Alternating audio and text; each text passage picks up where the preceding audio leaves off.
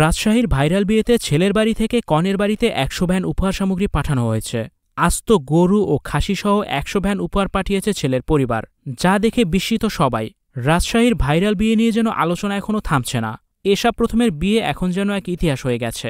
বিয়েতে কনের বাড়িতে বরের বাড়ি থেকে পাঠিয়েছে প্রচুর প্রচুর উপহার সামগ্রী। ১০০ ভ্যান বাজার পাঠিয়েছে মেয়ের বাড়িতে। এমন কোনো জিনিস নেই যা পাঠানো হয়নি।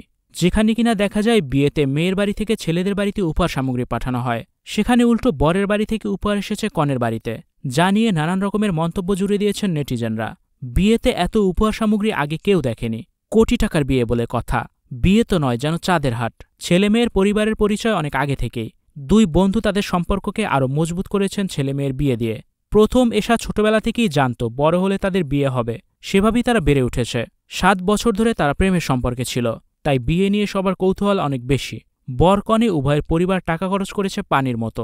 মেয়ের বাড়িতে আস্ত একটা গরু, আস্ত খাসিসহ ১০০ ভ্যান শুধু বাজারই পাঠিয়েছে ছেলের পরিবার। আবার গায়ে হলুদের দিন ছেলেদের উপহার দেওয়া যেন শেষই হচ্ছে না। ২০০ জন হাতে করে উপহারের ডালা নিয়ে এসেছিলেন কনের বাড়িতে। শাড়ি, চুড়ি, গহনা, চকলেট থেকে শুরু করে এমন কিছু নেই যা আনেনি তারা। মেয়ে এশার বাবা রাঙাপরি মেহেদির মালিক মুসা, আর ছেলের বাবা বিশিষ্ট ব্যবসায়ী। রাজশাহীতে তার ব্যাপক নামডাক রয়েছে। বেশ কয়েকটি গ্রুপ অফ ইন্ডাস্ট্রিজের মালিক প্রথমের বাবা। ভিউয়ার্স, কনের বাড়িতে যে বরের বাড়ি থেকে এত উপহার সামগ্রী পাঠিয়েছে, এটা নিয়ে আপনাদের কি মতামত? কমেন্টস করে অবশ্যই জানিয়ে দিন।